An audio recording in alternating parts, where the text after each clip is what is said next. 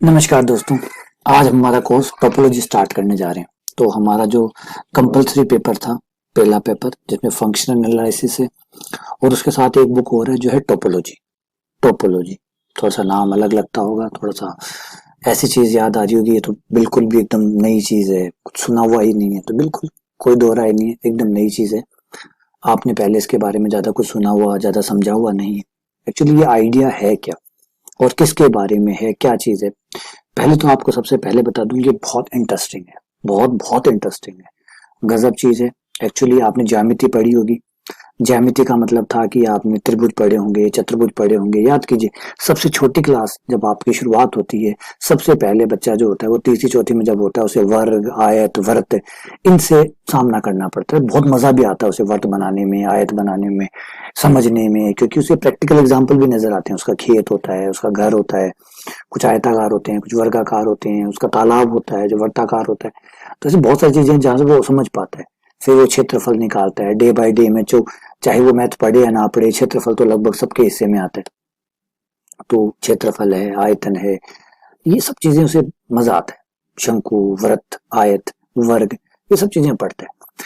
लेकिन ये जो सब चीजें हैं, ये जो सब बातें हैं, ये सही है, अपने हिसाब से सही है। लेकिन कुछ हिस्सा ऐसा है, जैसे कुछ चीजें ऐसी भी पढ़नी होती है। जैसे एक कप को पढ़िए, अगर आप एक कप को देखें तो उसे आप देखेंगे कि इसमें ज्यामिति तो है, लेकिन ज्यामिति इतनी आसान नहीं है। इसकी ज्यामिति इतनी आसान नहीं है, थोड़ी जटिल है। और पिछली बात है, बिल्कुल जटिल है। अगर आपने डोनट को देखा हो और एक कप को देखा हो, तो डोनट और कप जो है वो काफी सिमिलर है, अगर आप गौर करें तो। अब लेकिन अगर आप खाने के हिसाब से बात कर रहे हो तो कप को नहीं खा सकते, डोनट को खा सकते हैं, है ना। डोनट और कुछ नहीं है। जैसे आप मान ली अपने जैसे खाने की चीजें होती है, वैसे ही इस प्रकार से डोनट होता है, बीच में से खाली होता है। आप एक केक के टाइप या एक कुकीज के टाइप से एग्जांपल ले सकते हैं। बीच में से खाली होता है, राउंड होता है, हॉलो होता है। ये ले लीजिए और एक कप ले लीजिए, चाय का कप। अगर एक आप चाय का कप लेते हैं, दोनों सिमिलर है। अब आप बोलेंगे ये सिमिलरिटी कैसे है? बस खाने के हिसाब से मत देखिए, अकॉर्डिंग टू प्रॉपर्टी।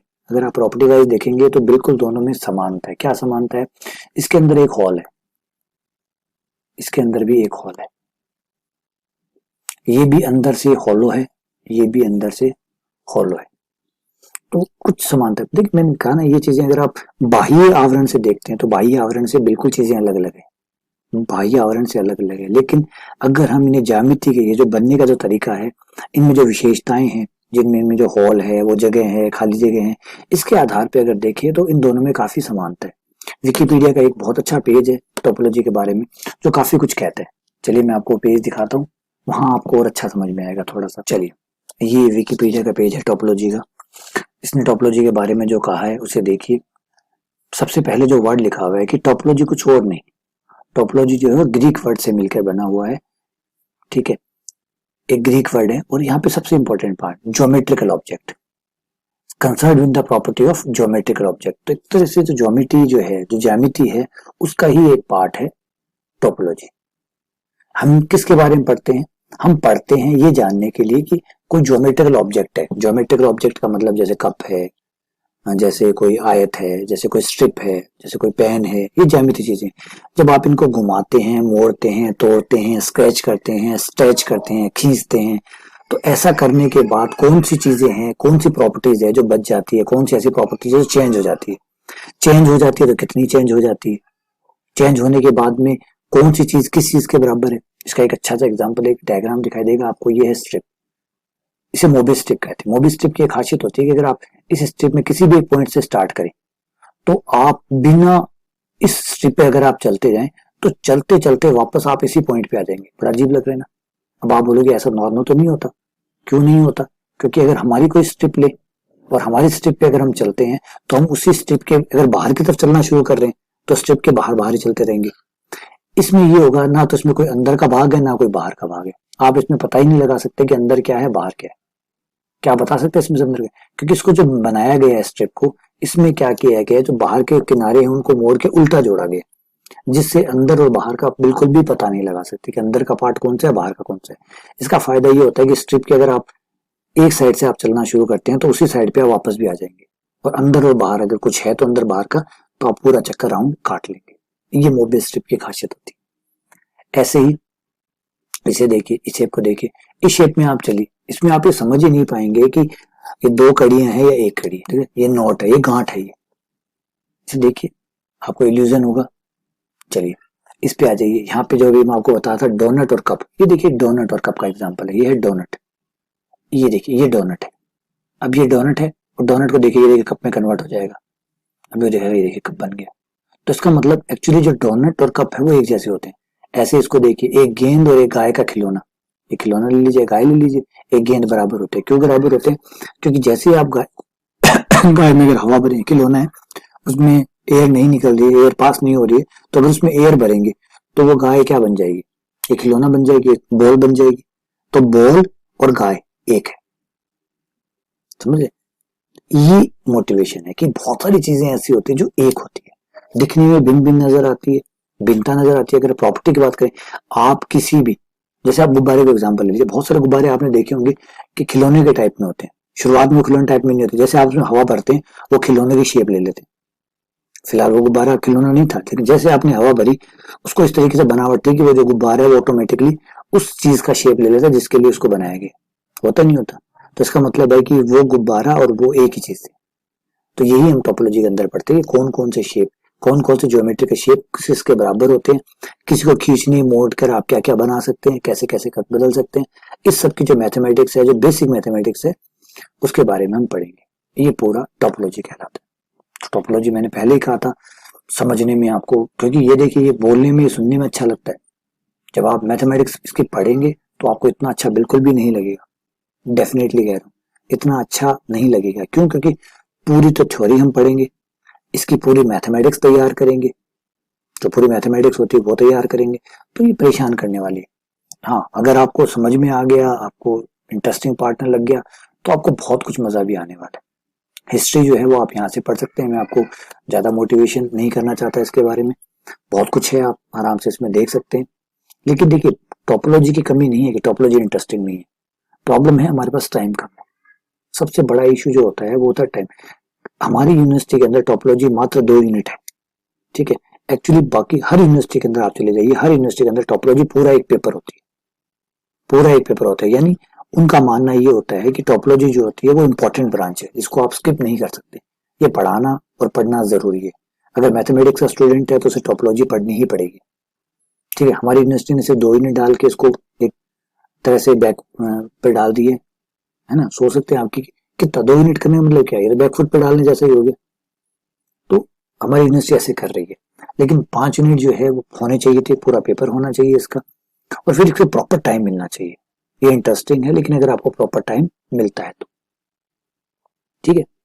चलिए, इसके अंदर 2-3 चीजों के बारे में भी है, देखिए नाम है 7 ब्रिज प्रॉब्लम, एक है हैरी-बोल थ्योरम। 7 ब्रिज प्रॉब्लम जो है वो प्रॉब्लम है जिसने आगे जाके हमारी ग्राफ थ्योरी को जन्म दिया।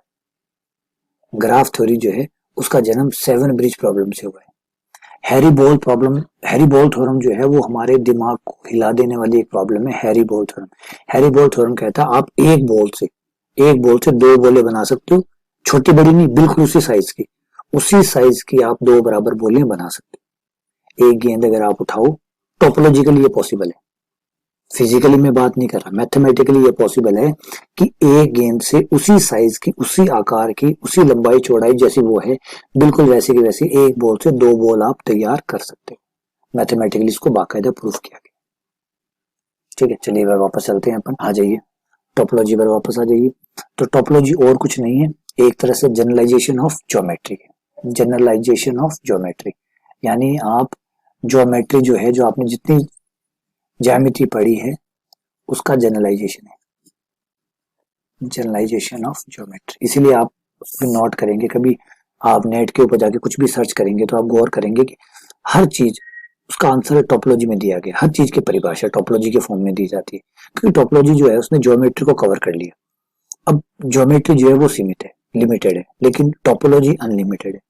तो इसीलिए हर किसी ने मान लिया कि ज्यादा से बेहतर तरीका है कि आप ज्योमेट्री के पदों में किसी को चीज को बोलने के बजाय आप टोपोलॉजी के पदों में व्यक्त करें। तो इसलिए अगर आप जब भी विकिपीडिया के पेज पे जाके किसी टॉपिक को सर्च करेंगे तो उसकी टोपोलॉजी बताएगा, topology of real number, topology of complex number, हर किसी की टोपोलॉजी, हर किसी में आपको टोपोलॉजी नजर आएगी। रियल नंबर की टोपोलॉजी, कॉम्प्लेक्स नंबर की टोपोलॉजी, मतलब उनकी ज्यामिति, मतलब कॉम्प्लेक्स नंबर की ज्यामिति। तो ज्यामिति वर्ड जो है, ज्यामिति हर जगह काम आता था, अब ज्यामिति की जगह उसका एडवांस फॉर्म आ गया टोपोलॉजी। जैसे आपके पहले पास नोकिया 1100 का फोन था, अब नोकिया 1100 के फोन को हटाकर एडवांस फोन आ गए। तो वही मैथमेटिक्स में हुआ है, ज्योमेट्री जो थी वो छोटी क्लास के लिए रख दी गई और जो हायर स्टैंडर्ड एजुकेशन है उसमें टोपोलॉजी ने अपनी जगह बना ली।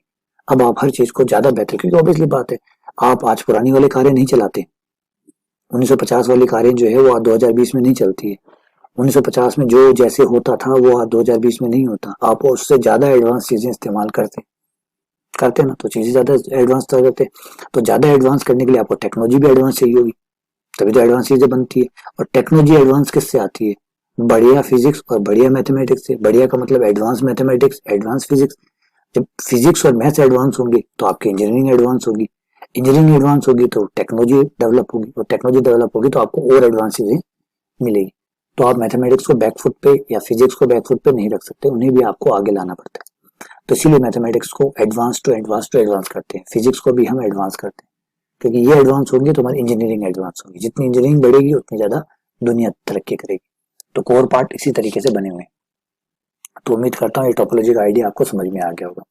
अब टोपोलॉजी जो है उसमें 2 यूनिट है, ठीक है, लेकिन मैं आपको बिल्कुल भी इस बात की सलाह नहीं देना चाहूंगा, मोटिवेट नहीं करना चाहूंगा, क्योंकि हमारा जो पेपर है उसमें 3 यूनिट कवर होते हैं, 3 यूनिट बड़े होते हैं। तो 3 यूनिट बड़े होते हैं तो आपके फंक्शन एनालिसिस से 3 यूनिट बड़े हो जाएंगे, आप आराम से उसे कवर कर लीजिए। वो एक तरह की है, एक जैसी आपने पढ़ी भी है, कोई ज्यादा दिक्कत नहीं आई होगी। अब टोपोलॉजी आप पढ़ेंगे, 2 यूनिट पढ़ेंगे, बहुत कुछ थ्योरम है, मैंने कहा थ्योरी थ्योरी भरी पड़ी है। हाँ, मैंने पहले कह दी ये इंटरेस्टिंग है, इसमें कोई डाउट नहीं है। आज फाइटर प्लेन चलाना इंटरेस्टिंग होगा, अगर आप फाइटर प्लेन उड़ाना सीख जाते हैं तो आपको बहुत मजा आएगा। आप 1500 किलोमीटर प्रति घंटा की स्पीड से उड़ेंगे, सोचिए आप कई दूर जाने के बाद आपकी आवाज आएगी कि आप गुजर चुके हैं, इतनी स्पीड को आप झेलेंगे, उतना जो रोमांच होगा वो किसी प्रकार से कंपैरिजन करने लायक नहीं है।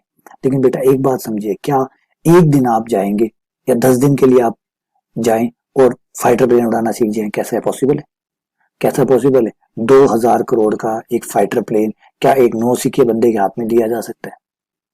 अपनी जान तो गंवाएगा ही गंवाएगा, प्लस 2000 करोड़ का देश को नुकसान भी पहुंचाएगा। ये 2 दिन या 5 दिन की चीज नहीं है, ये कई सालों की प्रैक्टिस है। बहुत बड़े जो राफेल जैसे विमान हैं, इनको उड़ाने के लिए जो नॉर्मली कमांडेंट जिसको उड़ाता है, स्क्वाड्रन लीडर जो उसे उड़ाता है, वो तकरीबन तकरीबन 10-10 साल 12-12 साल की ट्रेनिंग लिए हुए होते हैं, तब जाके उनको वो दिया जाता है, क्योंकि नॉर्मल की बस की बात नहीं होती। तो अब ये मत कहिए फाइटर प्लेन उड़ाना इंटरेस्टिंग नहीं है, मजेदार नहीं है, बिल्कुल है, लेकिन उससे उसका मजा उठाने के लिए आपको 10 या 12 साल देने पड़ते हैं।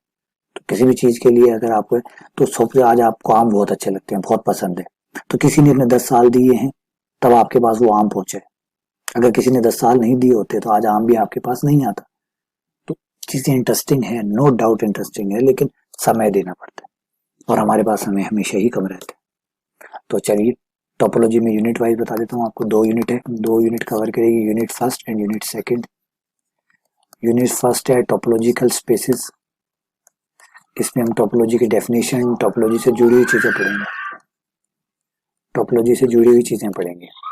फिर यूनिट सेकंड आएगा सेपरेशन एग्जाम, सेपरेशन, ये 2 यूनिट है।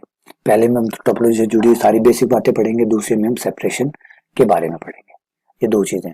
तो जैसा कि हम ऑलरेडी बात कर चुके हैं कि आप कितना कवर कर चुके हैं, आप 28 फंक्शन एनालिसिस से, आप जो आपने फंक्शन एनालिसिस अब तक पढ़ा है उससे आपका कितना कवर हो चुका है? फंक्शनल एनालिसिस 28 और 28, 84 नंबर। तो 84 नंबर आप इससे कवर हो रहे हैं। लेकिन आपको एक बात हमेशा ध्यान रखनी है कि अगर आप ये सोचते हो कि टोपोलॉजी आपके रिस्क को कवर कर देगा, तो नहीं, बिल्कुल नहीं, रिस्क कवर कर, रिस्क बढ़ाएगा आपका। अगर कई बार बच्चे ऐसे सोचते हैं कि फंक्शन के पढ़ रहे हैं, क्या पता इसमें से नहीं आए तो टोपोलॉजी और पढ़ लेते हैं थोड़ी सी ताकि वो रिस्क कवर हो जाए, तो बिल्कुल ये रिस्क कवर करने वाली चीज ही नहीं। इसके पास खुद अपनी थ्योरम है और फिर बना बना के उल्टा सुल्टा जो भी लिख के आओगे नंबर नहीं मिलेंगे। तो ये मत सोचिएगा ये रिस्क कवर करेगा, ये रिस्क को बढ़ा भले देगा, जितना टाइम इसको आप पढ़ने में व्यर्थ करेंगे वो और बेकार जाएगा। तो रिस्क कवर करने की कोशिश मत कीजिएगा। आप तो यही मान के चलिए बस फंक्शन एनालिसिस है, आपको यही पढ़नी है, 84 नंबर यहाँ से लेने हैं। इसको आप एक्स्ट्रा पढ़िए, बचे 16 नंबर जो है वो अगर ना भी मिले तो कम से कम 8 नंबर तो आपको परिभाषाओं के मिल ही जाएंगे। परिभाषाओं वाले जो 8 नंबर है वो आपके कवर हो जाएंगे, सिर्फ 8 नंबर बचेंगे। उसमें 4-4 नंबर की 2 थ्योरम है, वो आप बाद में करना चाहें, समझना चाहें तो देख लीजिएगा, नहीं कोई इशू नहीं है। क्योंकि मैं इस पे आप पे दबाव नहीं बनाना चाहता, इंटरेस्टिंग पार्ट अलग है, अपनी जगह है, स्कोर अपनी जगह है, इसलिए मैं ज्यादा दबाव आपको बाहर से आपको दबाव नहीं डालना चाहता। ठीक है, तो ये सारा पार्ट है। टोपोलॉजी पढ़िए, समझिए। उम्मीद करता हूँ कि टोपोलॉजी में कोई 4-4 नंबर का क्वेश्चन आ जाता है थ्योरम के बजाय, छोटे मोटे सवाल भी है इसके अंदर और छोटे मोटे थ्योरम भी है, अगर उनमें से कोई आ जाता है तो आपका काम हो जाएगा। ठीक है, लेकिन ज्यादा प्रेशर इस पर मत डालिएगा। चलिए बहुत बहुत धन्यवाद। बाकी अगले लेक्चर से हम टोपोलॉजी के डेफिनेशन के साथ स्टार्ट करेंगे। शुक्रिया, धन्यवाद।